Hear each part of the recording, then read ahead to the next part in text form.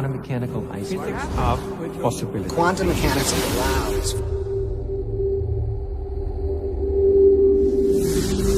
supreme mind. The brain is capable of millions of neural nets. Cascade of biochemical An emotional response. The brain does not know the difference between what it sees in its environment and what it remembers. We are running the holodeck. Whatever way we observe the world around us. So how can you continue to see the world as real if the self that is determining it to be real is intangible?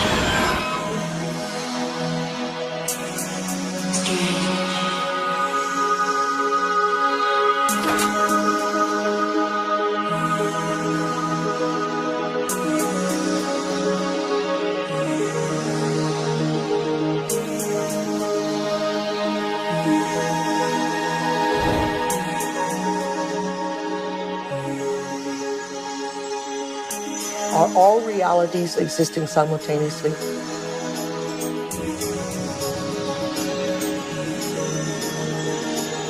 Is there a possibility that all potentials exist side by side?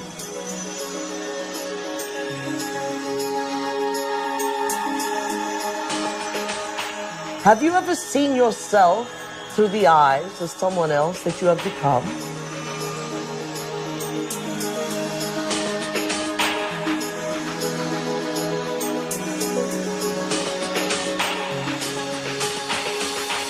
And looked at yourself through the eyes of the ultimate observer? Who are we? Where do we come from? What should we do? And where are we going? Why are we here? Well, that is the ultimate question, isn't it? What is reality? What I thought was unreal now, for me, seems in some ways to be more real than what I think to be real, which seems now more to be unreal. You can't explain it. And anybody who gets too lost and anybody who spends too much time trying to explain it is likely to get lost forever down the rabbit hole of mysteriousness. I think the more you look at quantum physics, the more mysterious and wondrous it becomes. Quantum physics, in very succinctly speaking, is a physics of possibilities. These are questions, these are addressing questions of how the world feels to us, of whether there's a difference between the way the world feels to us and the way it really is. Have you ever thought about what thoughts are made of?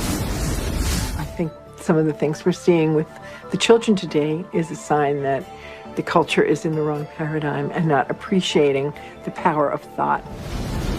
Every age, every generation has its built-in assumptions that the world is flat, or that the world is round, etc. There are hundreds of hidden assumptions, things we take for granted that may or may not be true. Of course, in the vast majority of cases, historically, these things aren't true. So presumably, if history is any guide, much about what we take for granted about the world simply isn't true. But we're locked into these precepts without even knowing it oftentimes. That's a paradox. Modern materialism strips people of the need to feel responsible. And often enough, so does religion.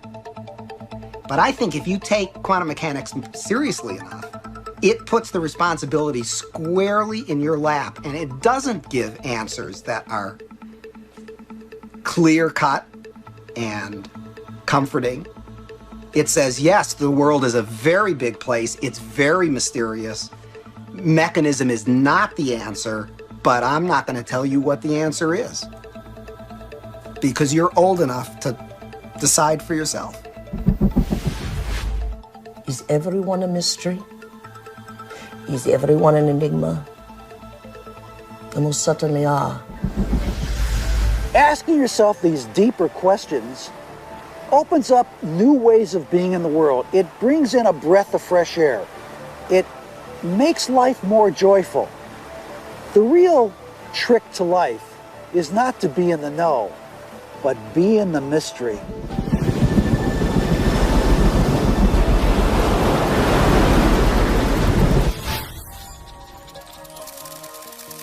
It's time to get wise.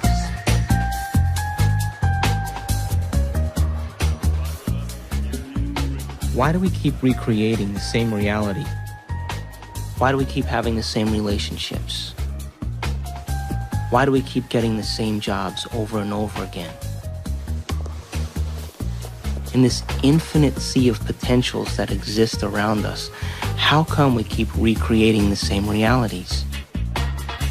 Isn't it amazing that we have options and potentials that exist, but we're unaware of them? Is it possible that we're so conditioned to our daily lives, so conditioned to the way we create our lives, that we buy the idea that we have no control at all? We've been conditioned to believe that the external world is more real than the internal world. This new model of science says just the opposite. It says what's happening within us will create what's happening outside of us. There's a physical reality that is absolutely rock solid, and yet it only, if you want to put it this way, it only comes into existence when it bumps up against some other piece of physical reality. That other piece may be us, and of course we're partial to those moments, but it doesn't have to be either. It could be just some incidental rock comes flying along and interacts with this fuzzy mass of stuff, and sure enough, it provokes it into a particular state of existence. And there were philosophers in the past that said, look, if I kick a rock and I hurt my toe, that's real. I feel that, it feels real, it's vivid, and that means that it's reality. But it's still an experience, and it's still this person's perception of it being real. Scientific experiments have shown that if we take a person and hook their brains up to certain PET scans or computer technology and ask them to look at a certain object, and they watch certain areas of the brain light up, and then they've asked them to close their eyes and now imagine that same object. And when they imagine that same object, it produced the same areas of the brain to light up as if they were actually visually looking at it. So it caused scientists to back up and ask this question. So who sees then? Does the brain see? Or do the eyes see? And what is reality? Is reality what we're seeing with our brain? Or is reality what we're seeing with our eyes? And the truth is that the brain does not know the difference between what it sees in its environment and what it remembers, because the same specific neural nets are then firing. So then it asks the question, what is reality?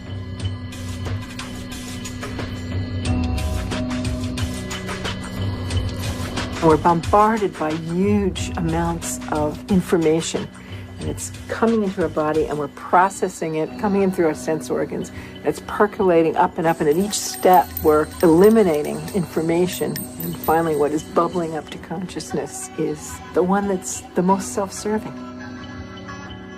The brain processes 400 billion bits of information a second, but we're only aware of 2,000 of those. But our awareness of those 2,000 bits of information are just about the environment, our body, and about time.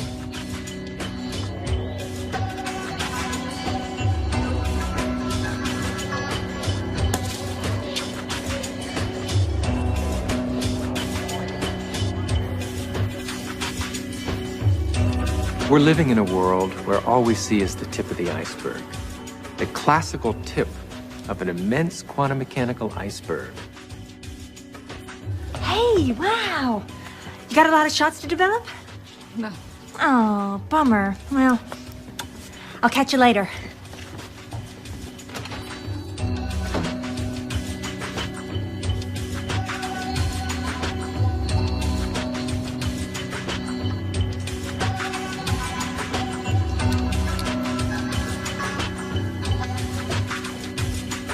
If the brain is processing 400 billion bits of information, and then our awareness is only on 2,000, that means reality is happening in the brain all the time. It's receiving that information, and yet we haven't integrated it.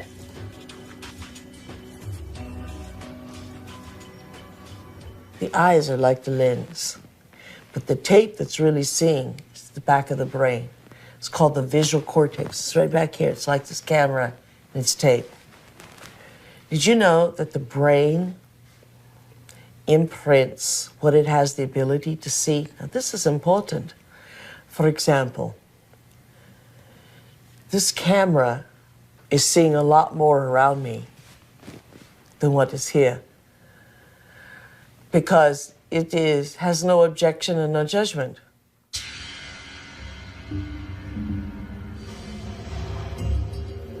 The only movie that's playing in the brain is what we have the ability to see. So is it possible our eyes, our cameras see more than what our brain has the ability to consciously project? Well, the way our brain is wired up, we only see what we believe is possible. We match patterns that already exist within ourselves through conditioning. So a wonderful story that I believe is true is that when the Indians, the Native American Indians on the Caribbean islands saw Columbus's ships approaching, they couldn't see them at all because it was so unlike anything they had ever seen before. They couldn't see it. When Columbus's armada landed in the Caribbean, none of the natives were able to see the ships, even though they existed on the horizon. The reason that they never saw the ships was because they had no knowledge in their brains or no experience that clipper ships existed. So the shaman starts to notice that there's ripples out in the ocean, but he sees no ship, but he starts to wonder what's causing the effect. So every day he goes out and looks and looks and looks, and after a period of time, he's able to see the ships. And once he sees the ships, he tells everybody else that ships exist out there because everybody trusted and believed in him. They saw them also.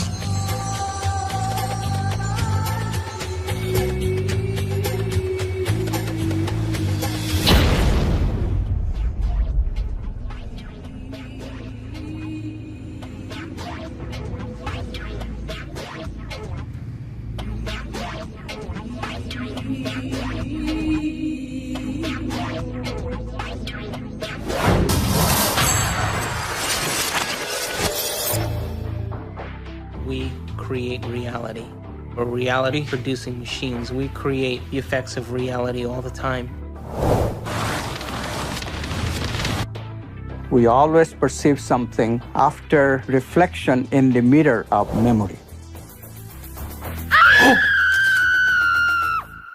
As far as whether or not we're just living in a big holodeck or not, it's a question that we don't necessarily have a good answer to. I think this is a big philosophical problem that we have to deal with in terms of what science can say about our world, because we are always the observer in science. So we are still always constrained by what is ultimately coming into the human brain that allows us to see and perceive the things that we do. So it is conceivable that all of this really is just a great illusion that we have no way of really getting outside of to see what is really out there. Your brain doesn't know the difference between what's taking place out there and what's taking place in here. There is no out there, independent of what's going on in here.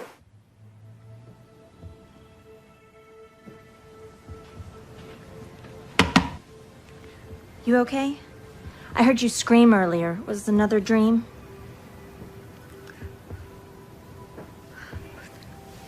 You were an Indian, watching Columbus's ship materialize out of thin air. Wow.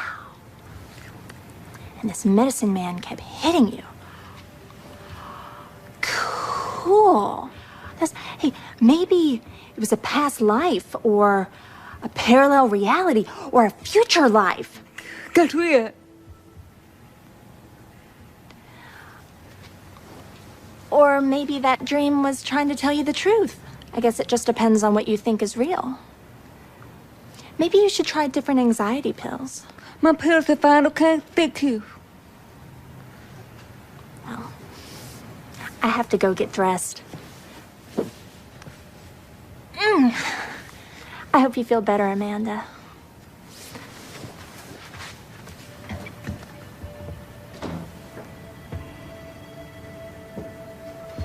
God, Amanda, I could be such an asshole.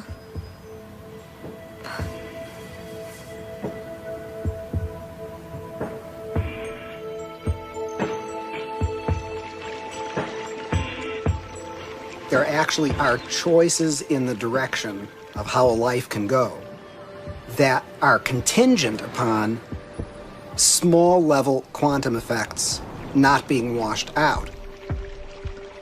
First of all, let's talk about the subatomic world, and then we'll talk about what it's telling us about reality. The first thing I want to tell you about the subatomic world is it's totally a fantasy created by mad physicists trying to figure out what the heck is going on when they do these little experiments. By little experiments, I mean big energy in little spaces and little pieces of time. It gets pretty nutty at that realm of things, and so subatomic physics was invented to try to figure that all out. We need a new science down there. It's called quantum physics, and it is subject to a whole range of debatable hypotheses, thoughts, feelings, intuitions as to what the heck is really going on. Matter is not what we have long thought it to be. To the scientist, matter has always been thought of as sort of the ultimate in that which is static and predictable. Within all the atoms and molecules, all the space within them, the particles take up an insignificant amount of the volume of an atom or molecule, the fundamental particles. The rest of it is vacuum. What seems to happen is that particles appear and disappear all the time. So where do they go when they're not here? Now, that question is tricky. I'm going to give you two answers. Answer number one, they go into an alternative universe where the people in that universe are asking the same question about those particles when they come into our universe. They say, where do they go? There's a great mystery called the mystery of the direction of time. There's a certain sense in which the fundamental laws of physics that we have don't make any interesting distinction, say, between past and future. For example, it's a puzzle from the standpoint of the fundamental laws of physics. Why we should be able to remember the past and not have the same kind of epistemic access to the future. It's a puzzle from the standpoint of these laws why we should think something like, by acting now, we can affect the future but not the past. These things, that we have a different kind of epistemic access to the past and the future, that we have a different kind of control by acting now over the future than we do over the past. These things are so fundamental to the way we experience the world that that it seems to me not to be curious about them is to be, 3/4 of the way to being dead.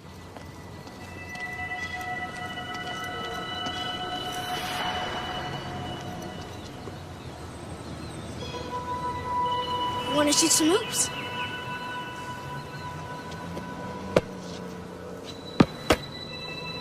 Now you don't have to be like that. Come on and play. Look, he likes you. Don't you have time for a little one-on-one? How long has it been since you played? Come on, you got the ball. Take a shot.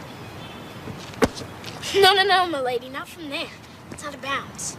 Gotta be on the court to be in play.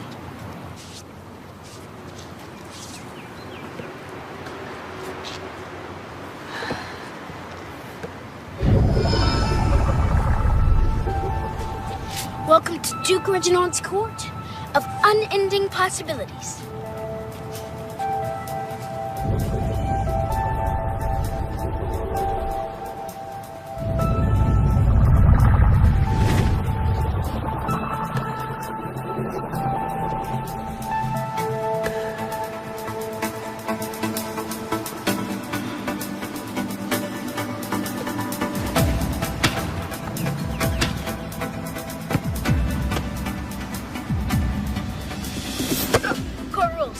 Gotta sink the last one. For her. It never touched you. Right. And it's not solid. This ball is mostly empty. In fact, the universe is mostly empty.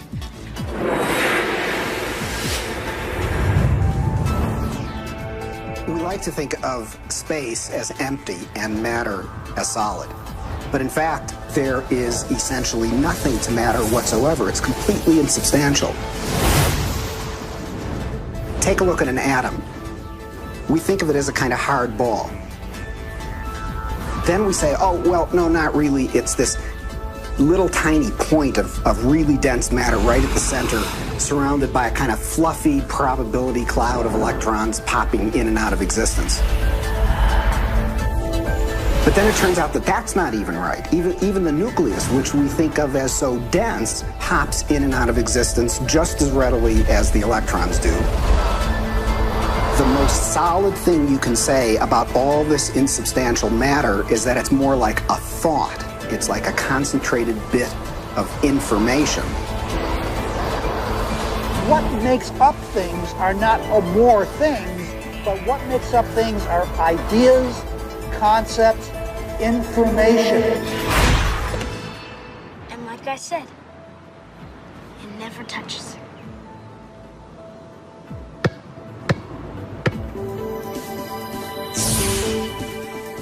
Those electrons build up a charge and push the other electrons away before they touch.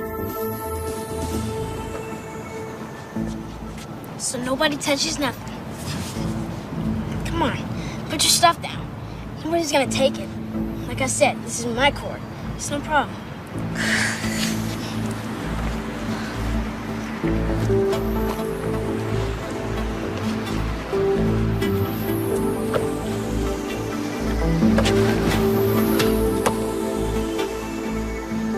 How long has it been?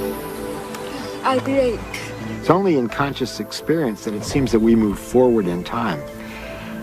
In quantum theory, you can also go backwards in time. You can always go back in time.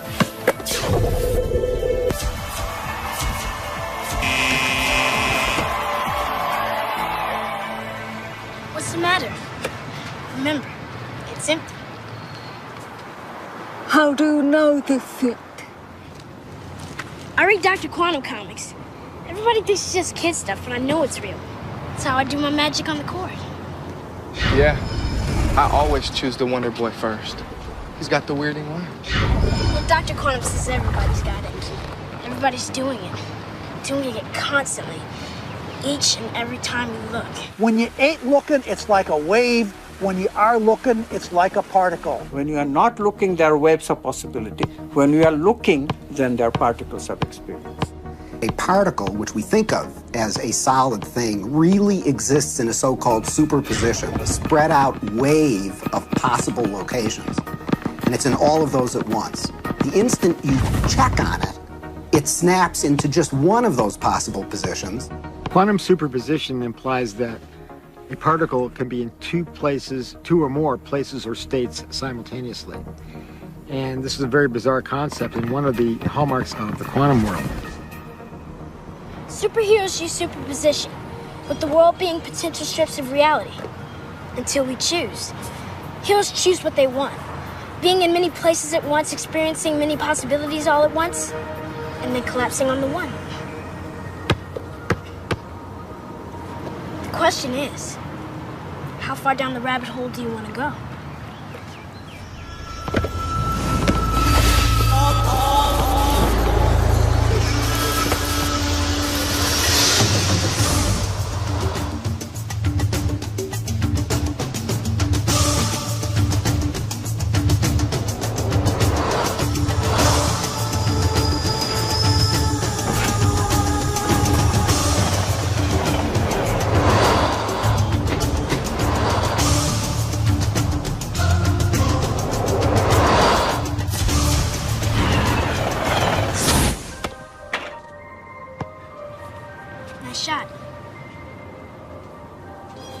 How can a system or an object be in two or more states at the same time?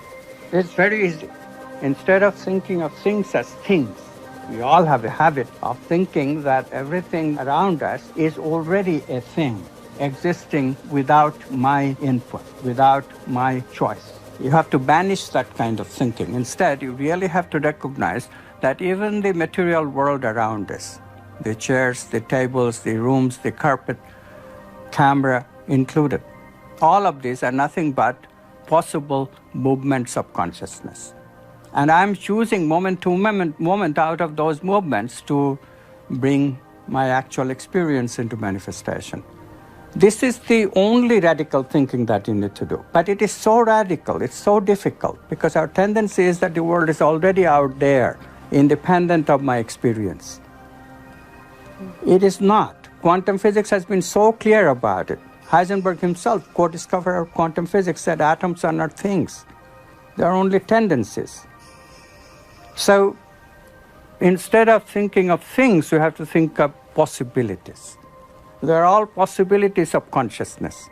You now can see in numerous labs around the United States objects that are large enough to be seen by the naked eye, and they are in two places simultaneously. And you can actually take a photograph of that. Now, I suppose if you showed a photograph, they'd say, oh, great, here's this nice blob of colored light, and I see there's a bit of it over here, and another bit of it. So you got a picture of two dots. What's the big deal? And if you say, well, look right in the chamber. You can see it right there. Oh, I see two things there. You say, no, that's not two things. That's one thing. It's the same thing in two places. I'm not sure that people's jaw would drop about it, because I don't think people really believe it.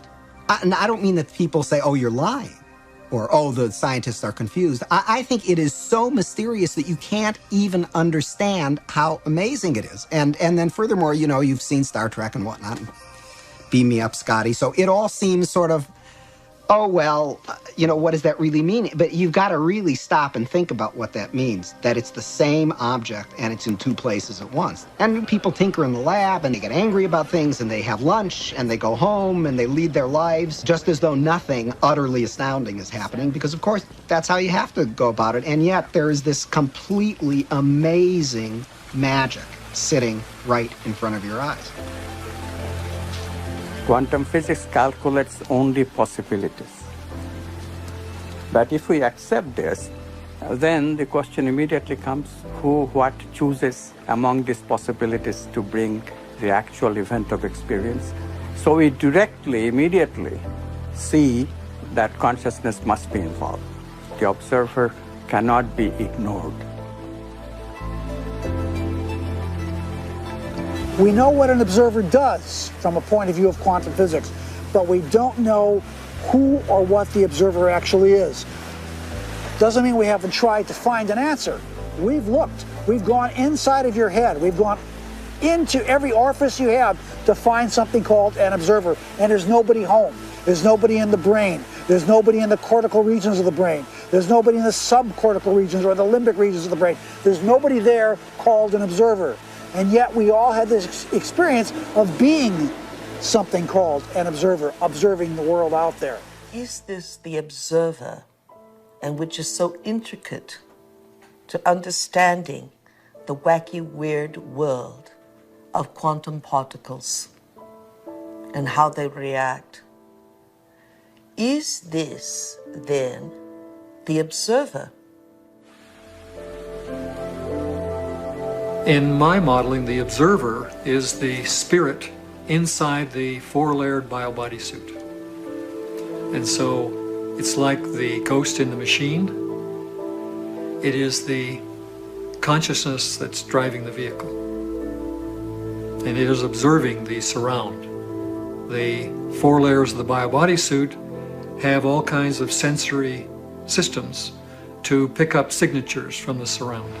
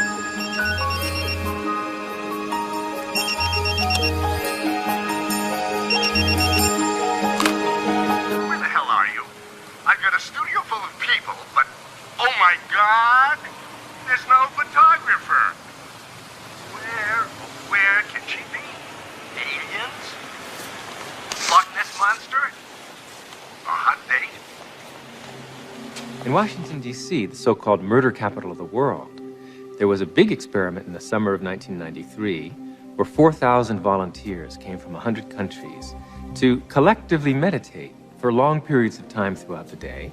It was predicted in advance that with such a sized group, you'd have a 25% drop in violent crime, as defined by the FBI, in Washington that summer. Well, the chief of police went on television saying that, look, it's going to take 2 feet of snow to reduce crime by 25% in Washington, D.C. this summer. But by the end, the police department became a collaborator and author of this study because the results, in fact, showed a 25% drop in violent crime in Washington, D.C., which we could predict on the basis of 48 previous studies that had already been done on a smaller scale. This leads naturally to wonder, are people affecting the world of reality that they see? You betcha they are. Every single one of us affects the reality that we see, even if we try to hide from that and play victim. We all are doing it. Just tell me where you are. Good. But hurry, will you, please, because these models are giving me a headache. 10 minutes.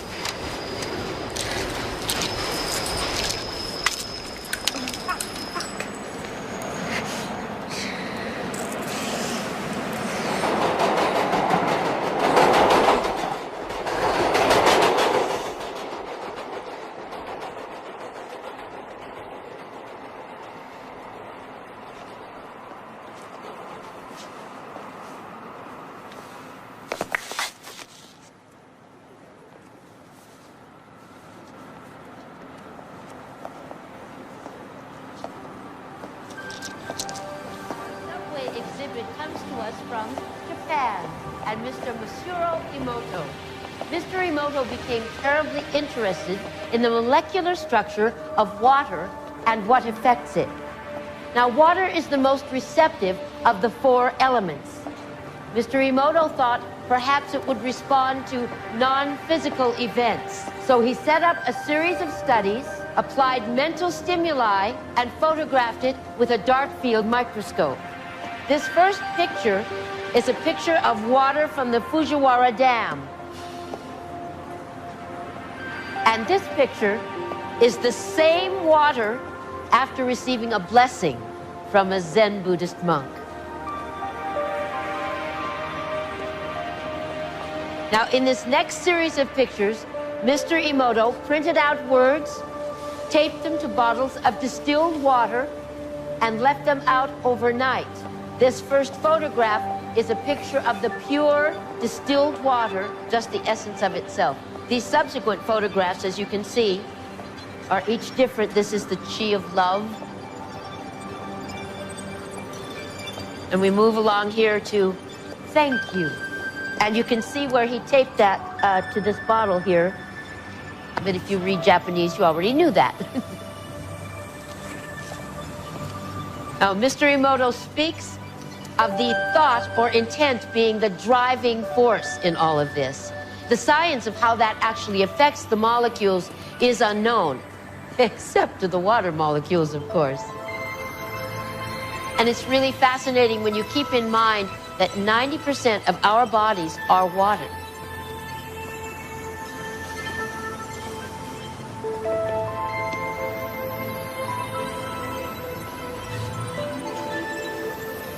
Makes you wonder, doesn't it? If thoughts can do that to water, imagine what our thoughts can do to us.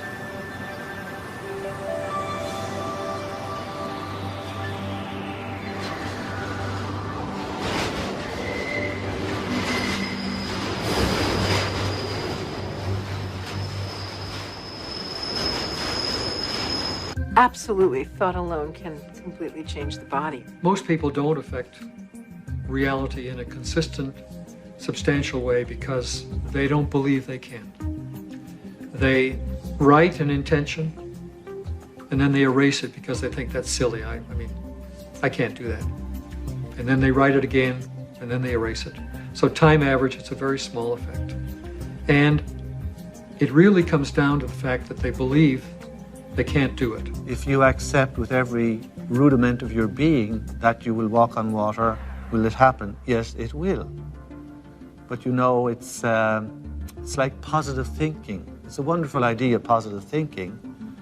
But what it usually means is that I have a little smear of positive thinking covering a whole mass of negative thinking. So thinking positive is not really thinking positive, it's just disguising the negative thinking that we have. When we think of things, then we make the reality more concrete than it is. And that's where we become stuck. We become stuck in the sameness of reality. Because if reality is concrete, obviously I'm insignificant. I cannot really change it. But if reality is my possibility of consciousness itself, then immediately comes the question of how can I change it? How can I make it better? How can I make it happier? You see how we are extending the image of ourselves? In the old thinking, I cannot change anything because I don't have any role at all in reality. Reality is already there. It's material objects moving in their own way from deterministic laws. And mathematics determines what they will do in a given situation. I, the experiencer, have no role at all. In the new view, yes, mathematics can give us something. It gives us the possibilities that all these movements can assume, but it cannot give us the actual experience that I'll be having in my consciousness. I choose that experience. And therefore, literally, I create my own reality. It may sound like a tremendous bombastic claim by some new agey without any understanding of physics whatsoever, but really quantum physics is telling us that.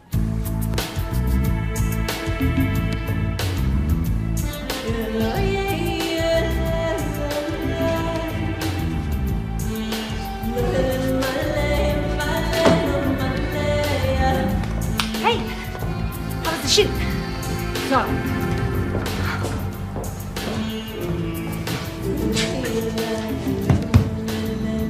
Your boss called. He's worried about you.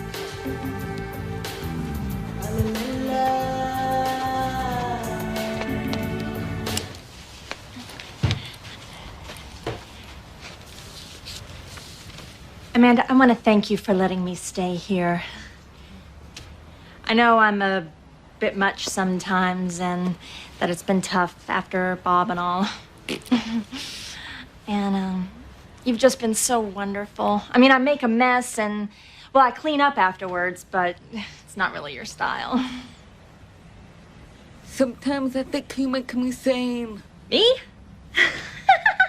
The day I make someone sane, they're in trouble.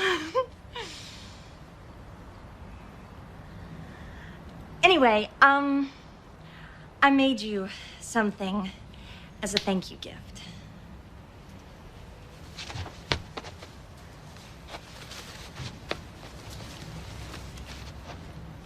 Open it.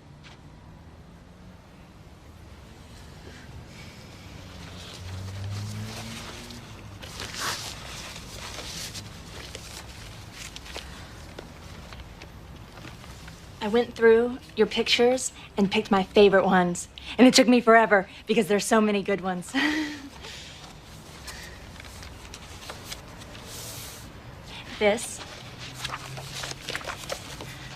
That's for all the wonderful photos you will be taking.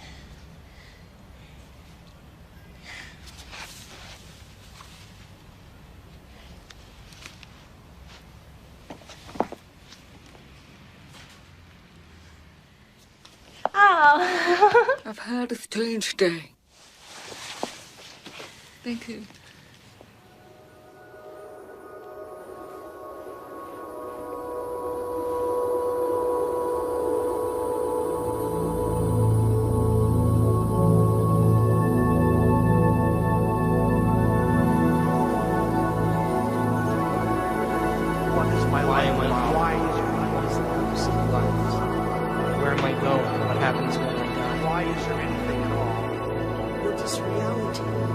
It makes you wonder, doesn't it?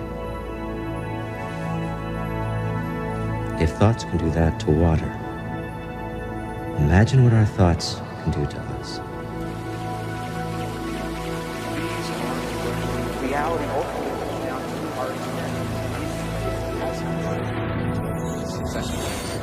Have you ever thought about what thoughts are made of? Is there a substance of thought? I guess it just depends on what you think is real. The world being possible timelines of reality. Until we choose. Are all realities in the quantum field existing simultaneously? I definitely think addiction is something real, something that you can't stop. There literally are different worlds in which we live. There's the macroscopic world that we see. There's the world of our cells. There's the world of our atoms. The world of our nuclei. These are each totally different worlds. They have their own language. They have their own mathematics. They're not just smaller. Each is totally different. But they're complementary. Because I am my atoms. But I am also my cells. I'm also my macroscopic physiology. It's all true. They're just different levels of truth. The deepest level of truth uncovered by science and by philosophy is the fundamental truth of unity.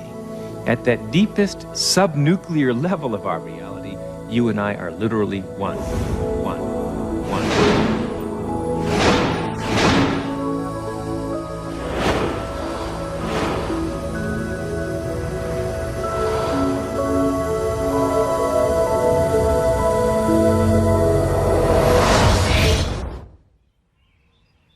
I wake up in the morning and I consciously create my day the way I want it to happen. Now, sometimes, because my mind is examining all the things that I need to get done, it takes me a little bit to settle down and get to the point of where I'm actually intentionally creating my day. But here's the thing, when I create my day, and out of nowhere, little things happen that are so unexplainable, I know that they are the process or the result of my creation. And the more I do that, the more I build a neural net in my brain that I accept that that's possible. It gives me the power and the incentive to do it the next day. In addiction, we have a supreme, beautiful opportunity to decipher the difference between our intangibility of our nobleness of character and the day-to-day business of how that character is revealed in a three-dimensional world through our bodies.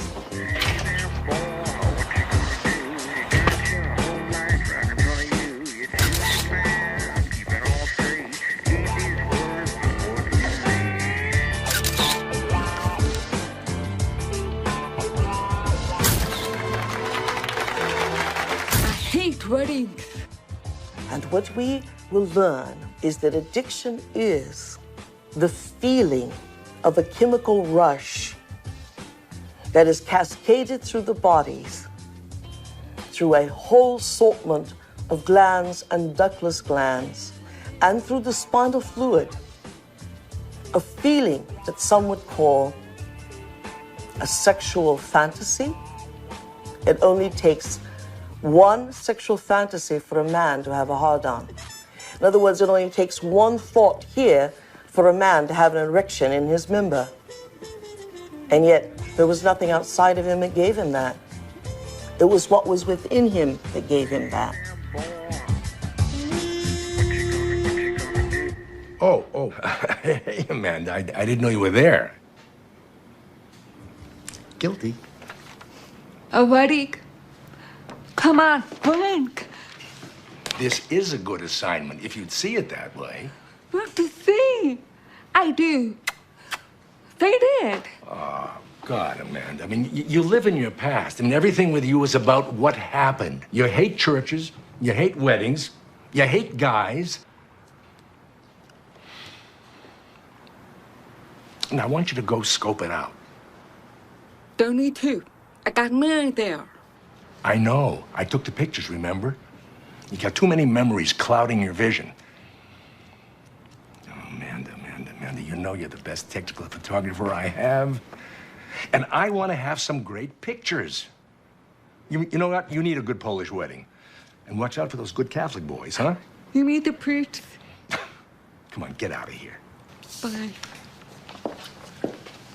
When I was younger, I had lots of ideas about what God was. And now I realize I'm not conscious enough to truly understand what that concept means. That I am at one with the great being that made me and brought me here and that formed the galaxies and the universes, etc. How did that get taken out of religion? It was not hard.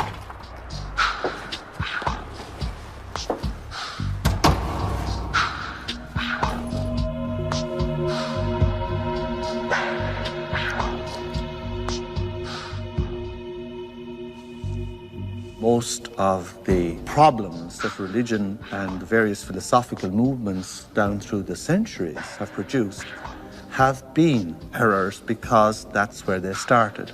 That God is a distinct, separate being from us, to whom I must offer worship, whom I must cultivate, humor, please, and hope to attain a reward from at the very end of my life. That is not what God is. That is a blasphemy. God is such a broad thing, some parts of which, most of the parts of which that are associated with organized religion is something that I sort of recoil at and something that I think has done a lot of harm to the world, done harm to women, done harm to oppressed peoples, done harm to the World Trade Center. And yet, at the same point, we have the epitome of a great science. The closest science has ever come to explaining Jesus' interpretation that the mustard seed was larger than the kingdom of heaven. And the only science that can fit into that analogy is quantum physics.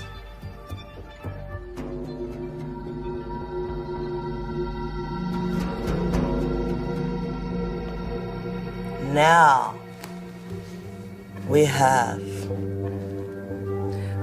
great technology, from anti-gravity magnets and magnetic fields of zero-point energy. We have all that, and we still have this ugly, superstitious, backwater concept of God.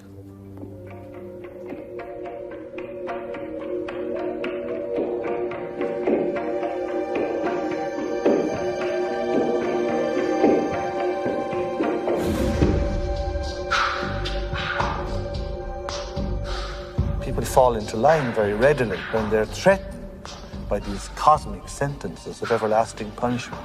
But this is not how God is.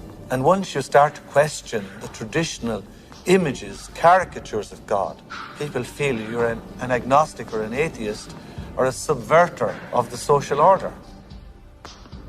God must be greater than the greatest of human weaknesses, and indeed, the greatness of human skill, that God must even transcend, are most remarkable to emulate nature in its absolute splendor. How can any man or woman sin against such a greatness of mind? How can any one little carbon unit on Earth, in the backwaters indeed the Milky Way, the boondocks, betray God Almighty. That is impossible. The height of arrogance is the height of control of those who create God in their own image.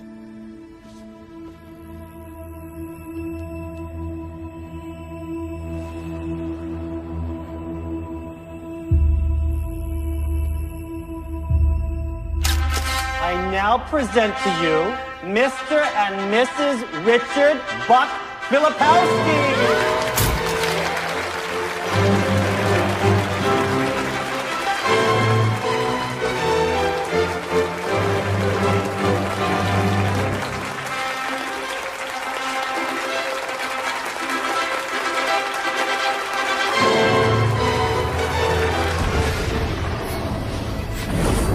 Brain, when it fires its thoughts, is likened unto the landscape of a thundercloud.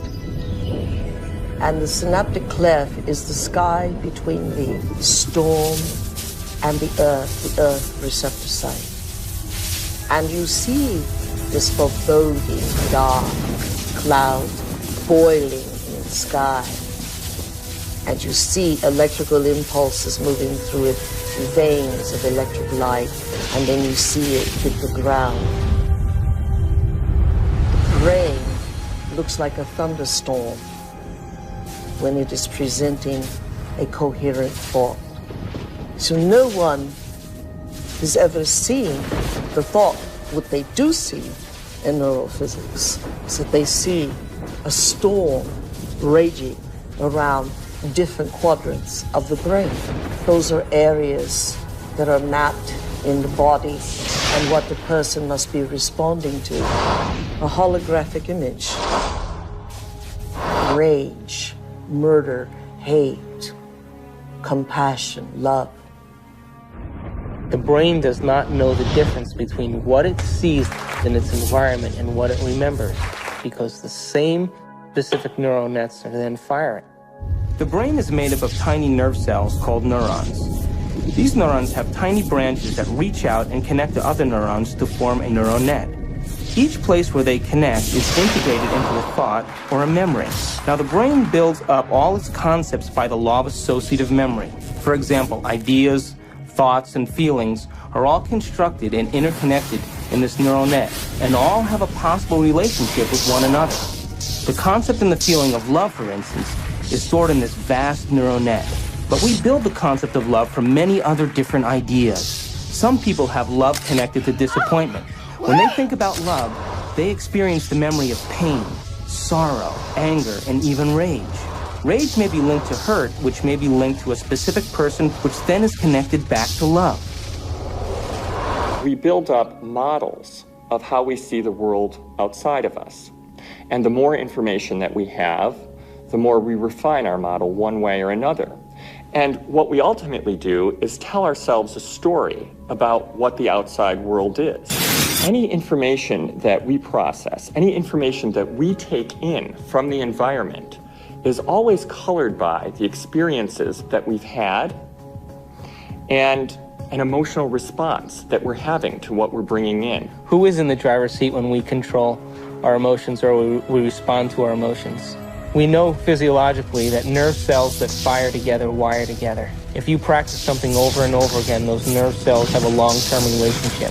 If you get angry on a daily basis, if you get frustrated on a daily basis, if you suffer on a daily basis, if you give reasons for the victimization in your life, you're rewiring and reintegrating that neural net on a daily basis, and that neural net now has a long-term relationship with all those other nerve cells called an identity.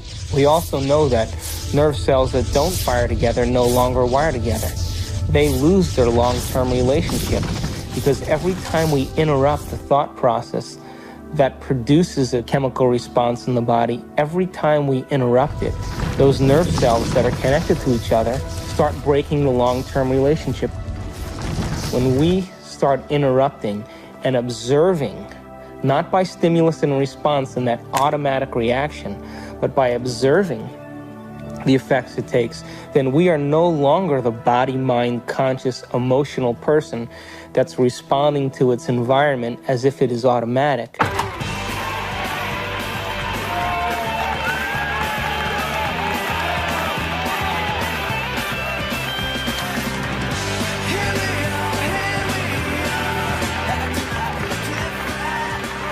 Does that mean emotions are good or emotions are bad?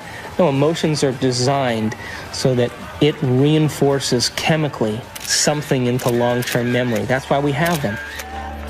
All emotion is holographically imprinted chemicals. The most sophisticated pharmacy in the universe is in here.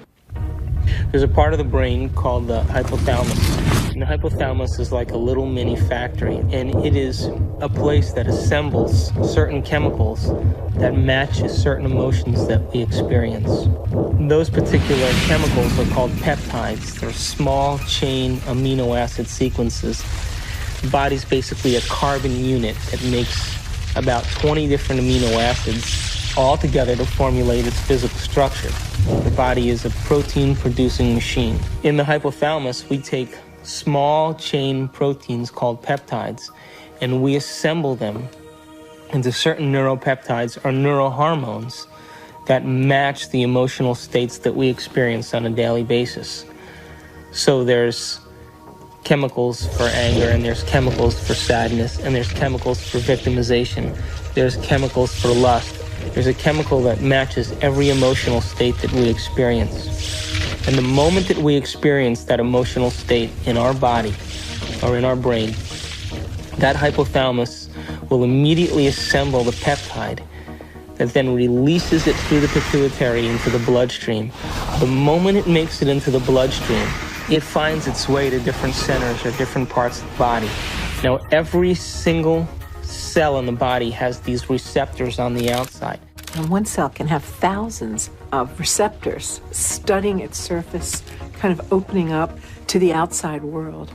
And when a peptide docks on a cell, it literally, like a key going into a lock, sits on the receptor surface and attaches to it and kind of moves the receptor, and kind of like a doorbell buzzing, sends a signal into the cell. It's party time!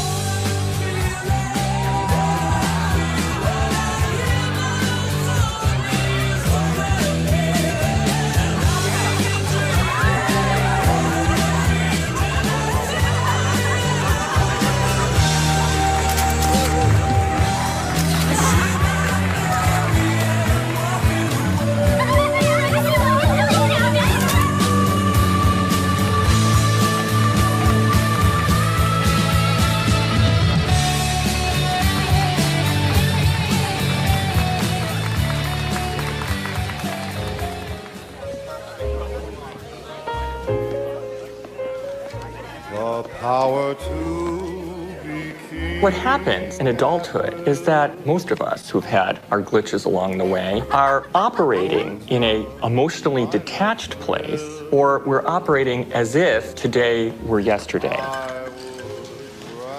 What is it? Mixed.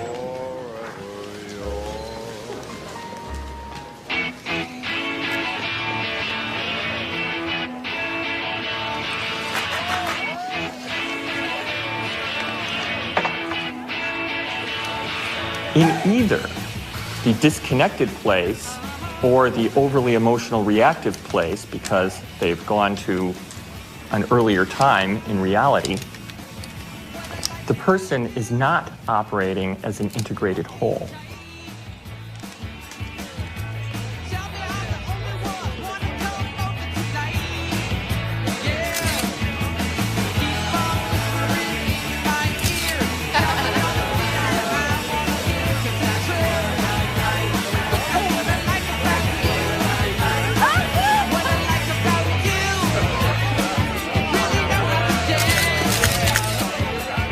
Along the outside of the cell are these billions of receptor sites that are really just receivers of incoming information. A receptor that has a peptide sitting in it changes the cell in many ways. It sets off a whole cascade of biochemical events, some of which wind up with changes in the actual nucleus of the cell.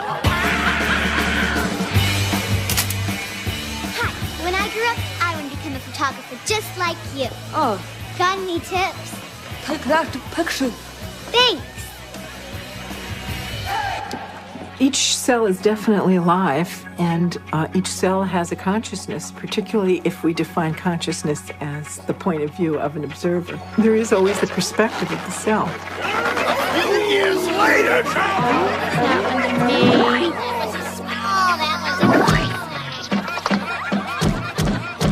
In fact, the cell is the smallest unit of consciousness in the body. I'm hungry.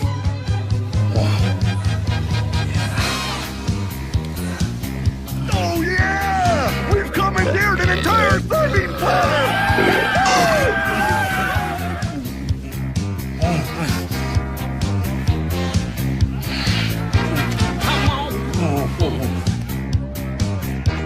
Yeah, keep it coming, keep it coming! Yeah! Oh, let's go!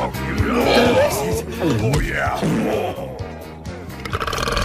Well, my definition of an addiction is something really simple. Something that you can't stop. Oh, make me suffer, please. You wanna hurt?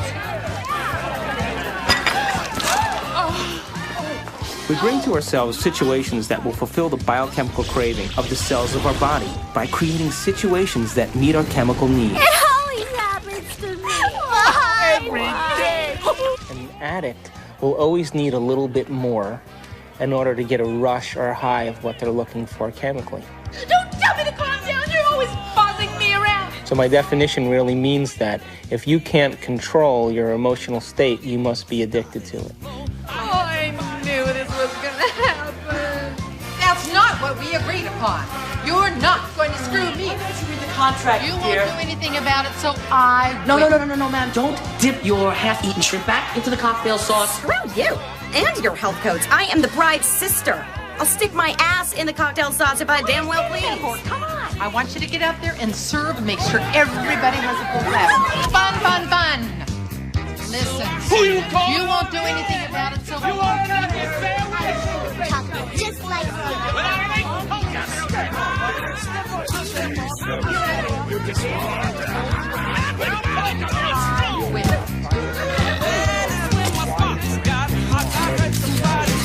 What is reality? What is the real reality?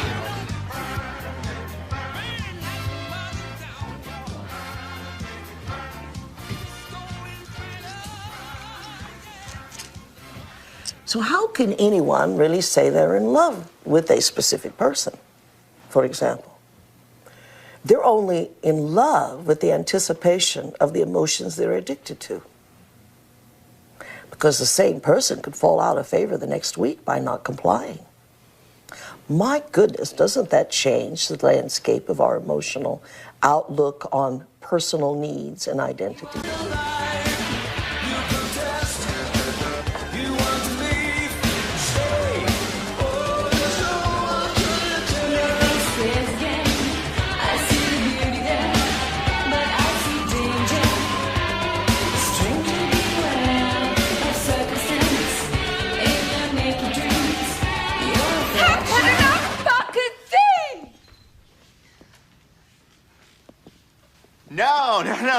No. You got the punchline wrong. It's a photographer's joke. Go on about your music?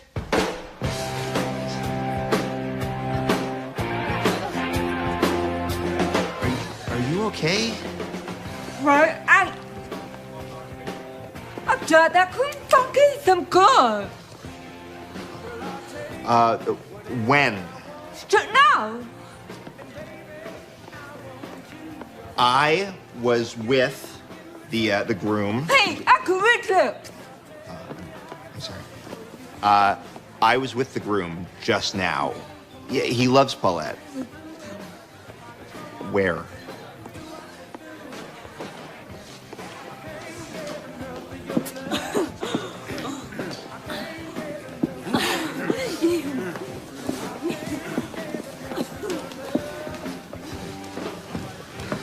Polacks. They all look the same in a tux. You're not Polish. Hi. Thanks. Here. This will help.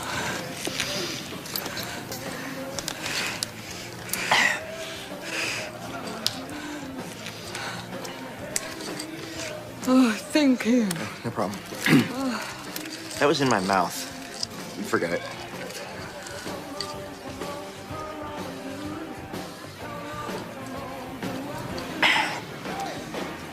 So, what's your name?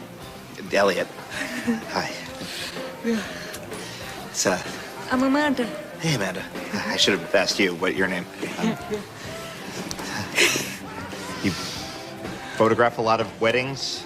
Yeah, I hate it. I'm doing the thing again with my hands. I'm sorry. We are emotions, and emotions are us. Again, I can't separate emotions. When you consider that every aspect of your digestion, every sphincter that opens and closes, every group of cells that come in for nourishment and then moves out to heal something or repair something, those are all under the influence of the molecules of emotion. I mean, it's this total buzz. So you ask if emotions are bad. Emotions are not bad. They're life. They color the richness of our experience. It's our addiction that's the problem. The thing that most people don't realize is that when they understand that they are addicted to emotions... Another drink?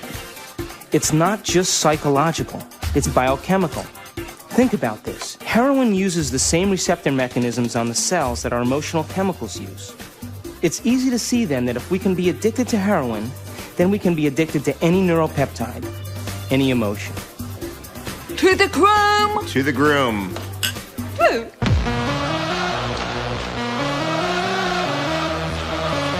What's up, guys? What's up, man? Hello. What do we need? Some boxes.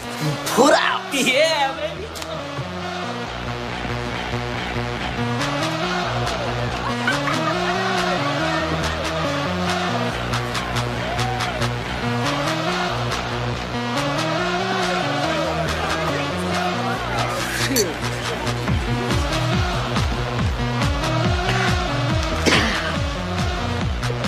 So, The relevant search command that's going on is related to finding a certain emotional state. I mean, we can't even direct our eyes without having an emotional aspect to it.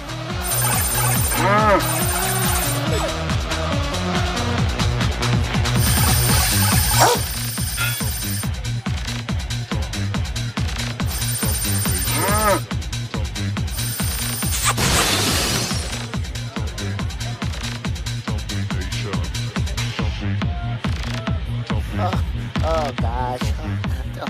She wouldn't fall for me. No. Oh, mama! Woo!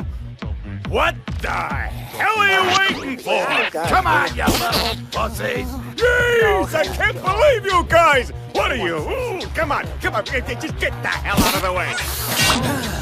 Hi there, honey! Come on, baby, you know you want it. Oh, don't give me that look.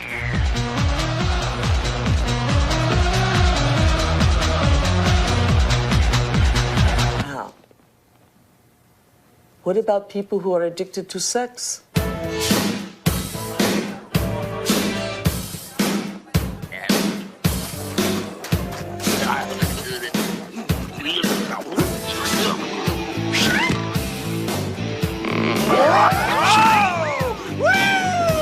Hello there, big boy.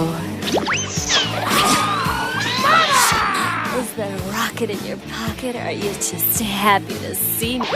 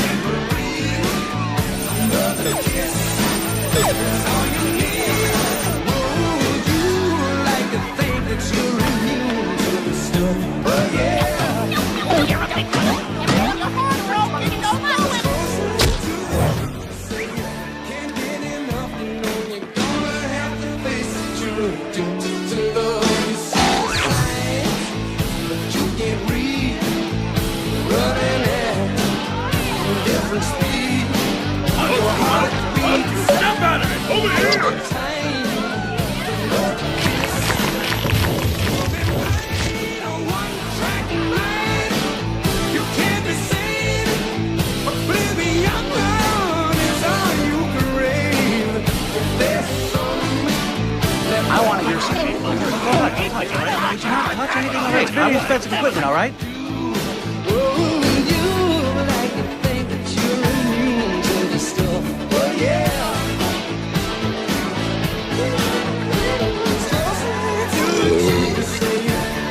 Some polka music, okay? I'm gonna play These the people polka. want to hear some I know polka we're gonna music. play the You can't have a Polish wedding without polka music!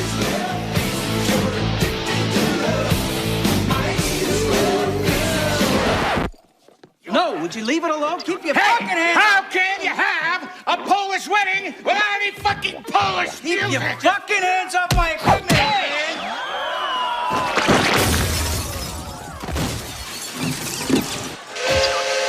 Like I said before, it ain't a Polish wedding without a polka.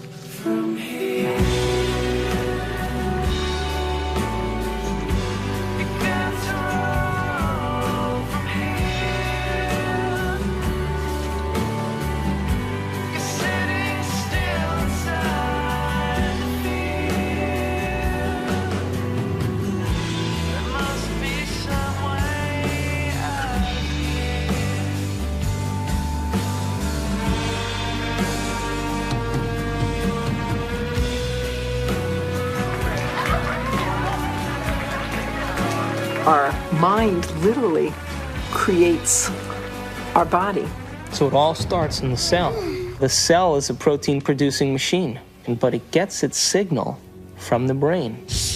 One of the things about receptors is they change in their sensitivity. If a given receptor for a given drug or internal juice is being bombarded for a long time at a high intensity, it will literally shrink up. There will be less of them, or it will be hooked up in such a way that it is desensitized or downregulated. So the same amount of drug or internal juice will elicit a much smaller response.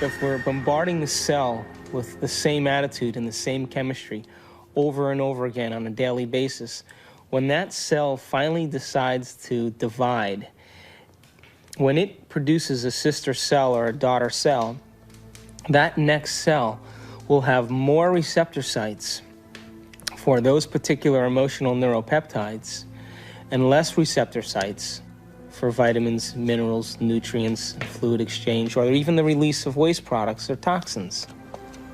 Now, all aging is a result of improper protein production. What happens when we age? Our skin loses elasticity. Well, elastin is a protein. What happens to our enzymes? We don't digest as well. What happens to our synovial fluid? Those are proteins. They become brittle and stiff. What happens to our bones? They become thin. So all aging is a result of improper protein production. So then the question arises, does it really matter what we eat?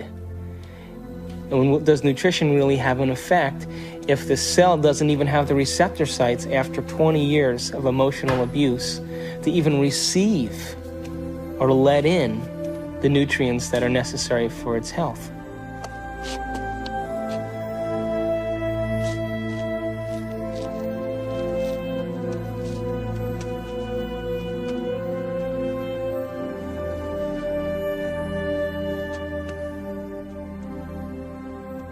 Okay, guys, it's time for a course correction on our trajectory along the path of our adventure. And that course correction is the movement to a new paradigm, just an expansion of the old, just as the universe is larger than we thought it was in our modeling. And it's always larger than we think it is.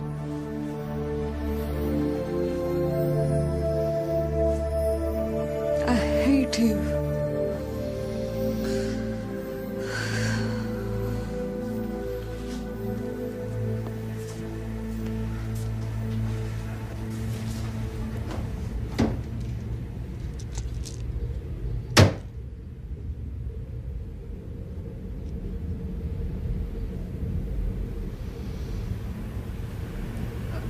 Hate you.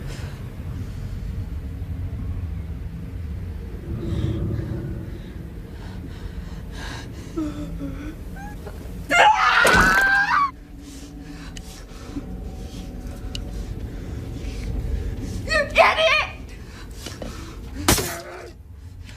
You suck! Look at you! You're fat! You're ugly! You're worth nothing! You get it all! I hate you!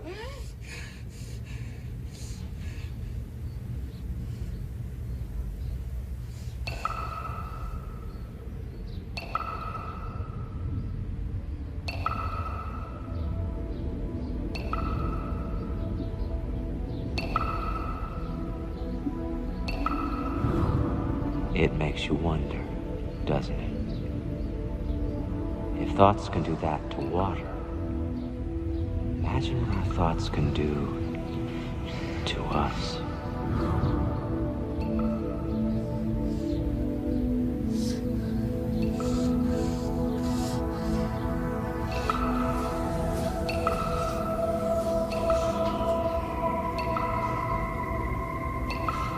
No one has ever came along and ever given you sufficient, intelligent knowledge about your beautiful self, how you work from the inside out. Why do you have addictions? Because you have nothing better. You have dreamt of nothing better because no one has ever taught you how to dream better.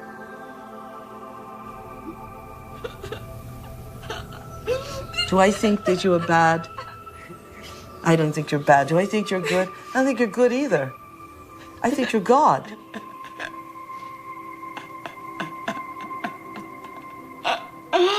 In general, the field of psychiatry really doesn't allow for enough freedom of action on people's part, meaning an awful lot of problems, not all of them to be sure, but an awful lot of problems that get labeled as psychological problems really amount to people making rotten choices. And they ought to be instructed to make different ones. Can I? Wow. Borrow some toothpaste?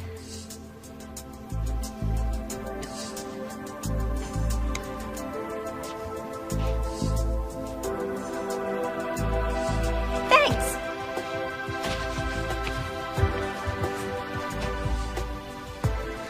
When I talk about we disappearing, I don't mean that we physically disappear. What I mean is that we move out of the area of the brain that has to do with our personality, that has to do with our association to people, our association to places, our association to things and times and events. We don't exist in the associative centers in our brain that reaffirms our identity and reaffirms our personality. For the average person in the world who lives life and considers their life boring or uninspiring is because they've made no attempt to gain knowledge and information that will inspire them. They're so hypnotized by their environment through the media, through television, through people living and creating ideals that everybody struggles to become, that no one can actually become in terms of physical appearance and definitions of beauty and valor that are all illusions, that most people surrender and live their life in mediocrity. And they may live that life, and the soul may never really, their desire may never really rise to the surface, so they may want to be something else. But if it does rise to the surface, and they ask themselves if there is something more, or why am I here? What is the purpose of life? Where am I going? What happens when I die? They start to ask those questions. They start to flirt and interact with the perception that they may be having a nervous breakdown. And in reality, what they're doing is that their old concepts of how they viewed their life in the world start to fall apart.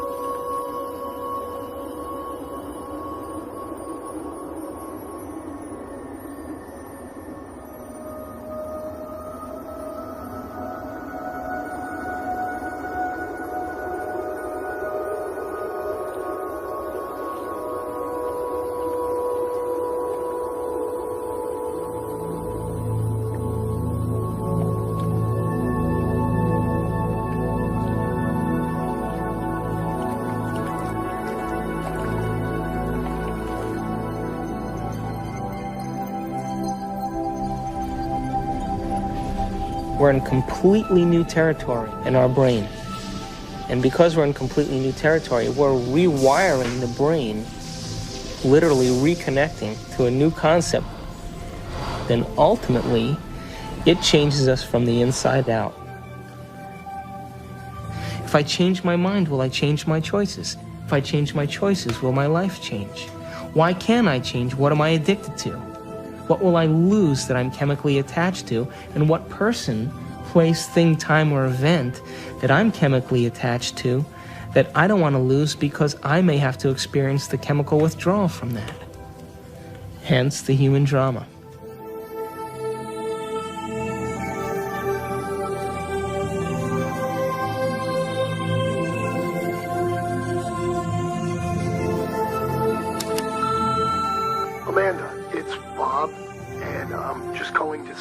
I hope that you can come tonight. I really want to see you. I really want to talk to you.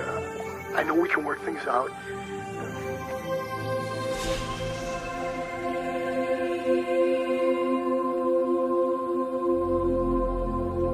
It's the only planet in the Milky Way that has habitation that is steeped in enormous subjugation of religion.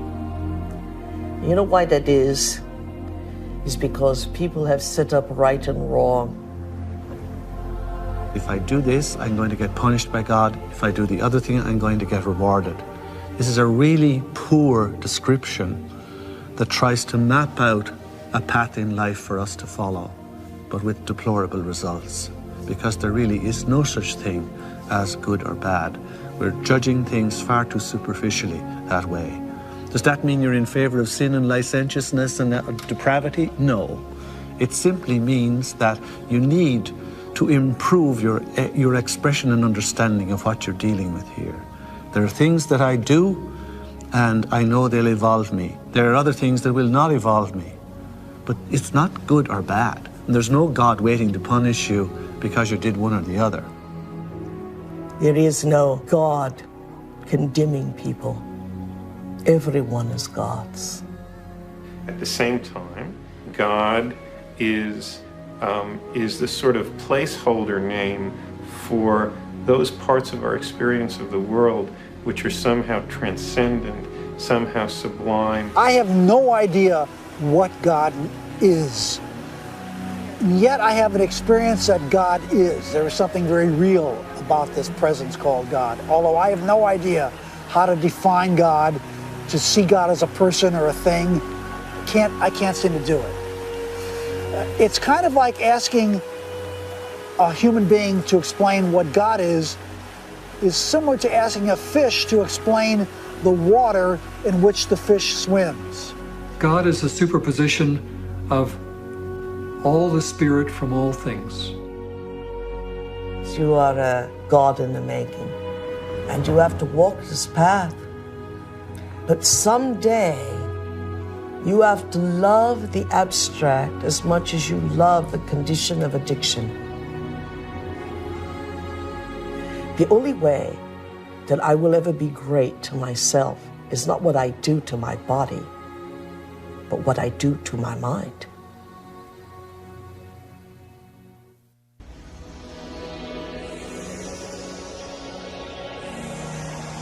So if we're consciously designing our destiny, and if we're consciously, from a spiritual standpoint, throwing in with the idea that our thoughts can affect our reality or affect our life, because reality equals life, then I have this little pact that I have when I create my day. I say I'm taking this time to create my day, and I'm infecting the quantum field. Now, if is in fact the observers watching me the whole time that I'm doing this, and there is a spiritual aspect to myself, then show me a sign today that you paid attention to any one of these things that I created, and bring them in a way that I won't expect. So I'm as surprised at my ability to be able to experience these things and make it so that I have no doubt that it's come from you.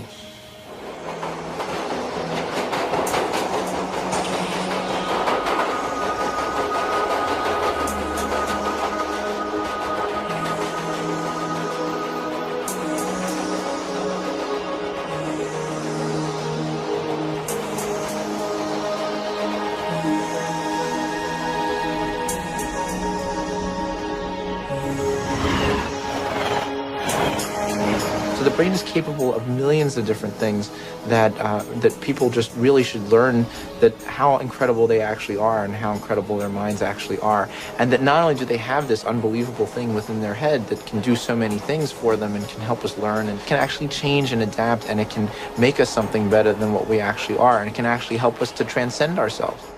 That there may be some way that it can actually take us to a higher level of our existence, where we can actually understand the world in a deeper way, where we can understand our relationship to things and people in a deeper way, and we can ultimately make more meaning for ourselves in our world. We can show that there's a spiritual part of our brain, but it's a part that we all can have access to, and it's something that we can all do.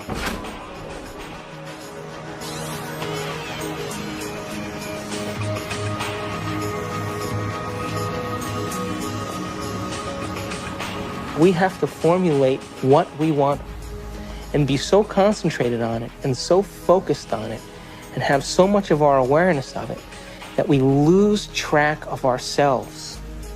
We lose track of time. We lose track of our identity. And the moment we become so involved in that experience that we lose track of ourselves, we lose track of time, that picture is the only picture that's real. And everybody's had that experience when they've made up their mind that they've wanted something. That's quantum physics in action. That's manifesting reality. That's the observer in full effect. Your consciousness influences others around you. It influences material properties. It influences your future. You are co-creating your future.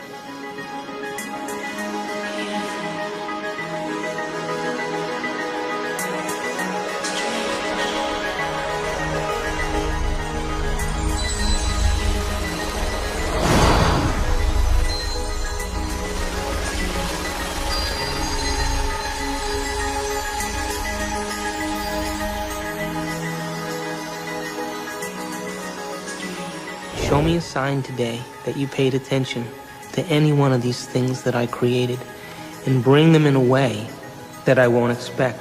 So I'm as surprised at my ability to be able to experience these things, and make it so that I have no doubt that it's come from you.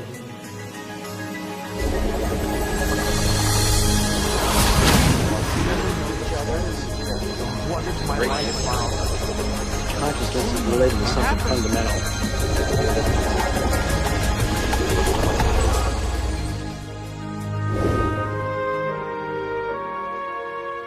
Have you ever seen yourself through the eyes of someone else that you have become?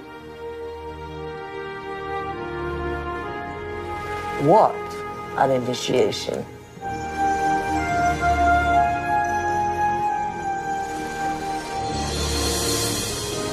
Have you ever stopped for a moment and looked at yourself through the eyes of the ultimate observer?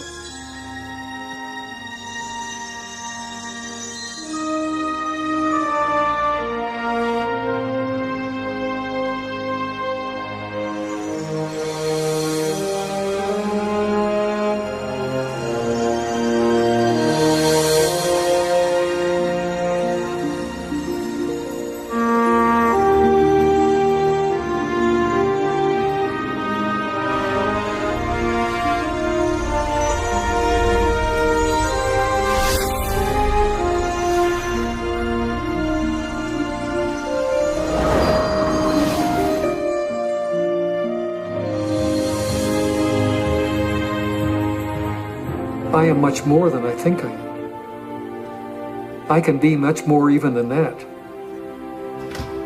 I can influence my environment with people. I can influence space itself. I can influence the future. I am responsible for all those things. I and the surround are not separate. They're part of one. I'm connected to it all. I'm not alone.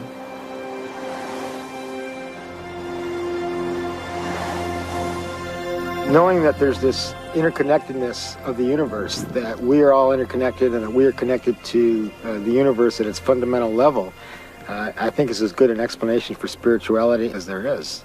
It is my belief that our purpose here is to develop our gifts of intentionality and learn how to be effective creators. We are here to be creators. We are here to infiltrate space with ideas and mansions of thought. We are here to make something of this life. To acknowledge the quantum self, to acknowledge the place where we really have choice, to acknowledge mind. When that shift, our perspective takes place, we say that somebody has been enlightened.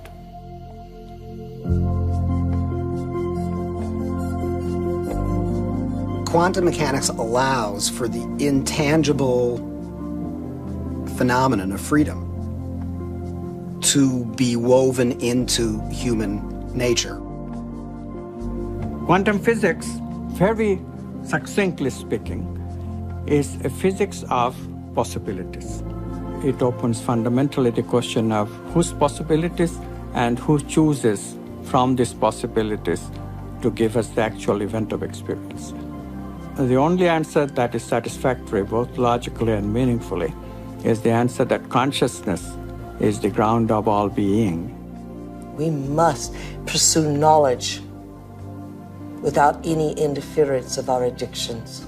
And if we can do that, we will manifest knowledge in reality, and our bodies will experience it in new ways, in new chemistry, in new holograms, new elsewheres of thought, beyond our wildest dreams. All of us one day will reach the level of the avatars that we have read about in history, the Buddhas and the Jesus. Welcome to the kingdom of heaven, without judgment, without hate, without testing, without anything. That we simply are has allowed this reality we call real, from the power of intangibility, to pull out of inertness action, chaos, and hold it into its form, and we call it matter.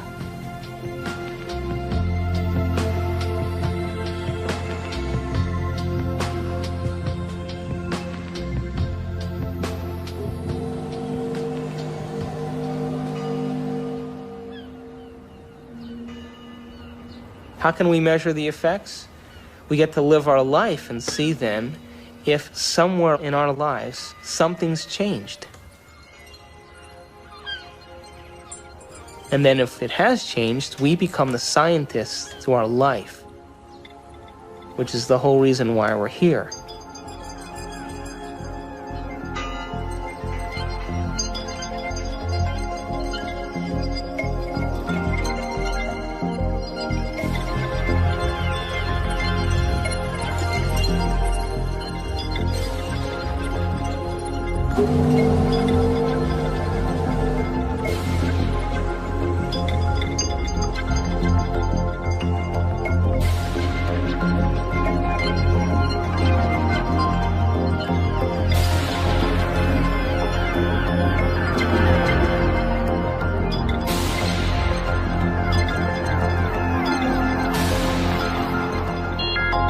Don't just take it at face value. Test it out and see whether it's true.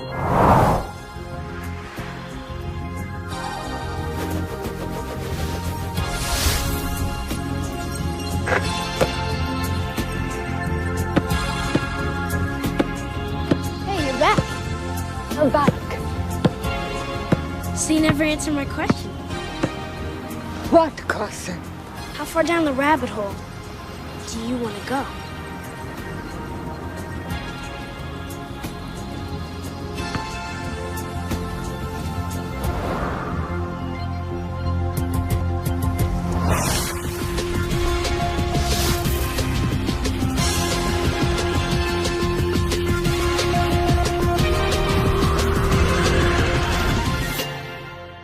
Ponder that for a while.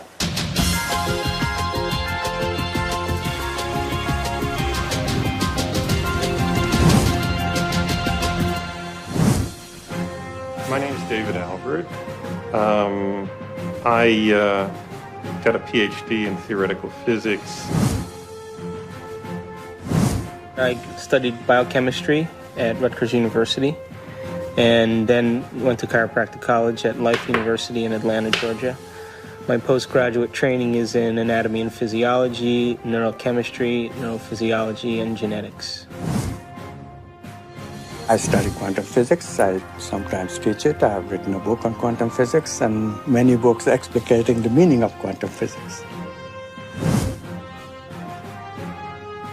After my PhD from Harvard, I went to CERN, the European Laboratory for Particle Research, and then joined faculty at Stanford. And my work there has been the development of unified quantum field theories. I have about 100 publications in this area, but perhaps I'm best known for the discovery of supersymmetric flipped SU5 grand unified field theory.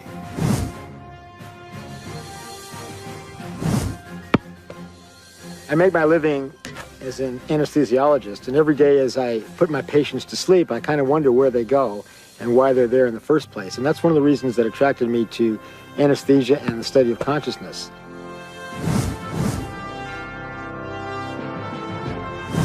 My name is Michal Ledwith, and for most of my life I was a professor of theology.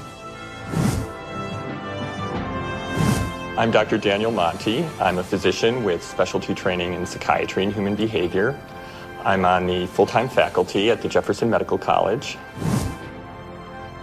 I actually got very interested in studying this whole topic of the brain and spirituality because it had to do with a lot of the questions that I was asking ever since I was a child about reality and how we understood truth and what was real. And as I grew up and as I realized that while spirituality was in some senses a very important part of trying to find those answers, science also was a very crucial part.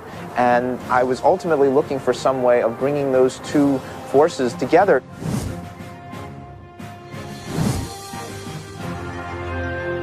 Well, my name is Candace Pert, and I'm a professor at Georgetown in the medical school. Here we are actually filming great thinkers. Everyone in this room is a great thinker. Now that we got them thinking, that's always a trick, isn't it? I should make it clear that I'm a graduate student in physics. I'm not a full-fledged theoretical physicist yet. But if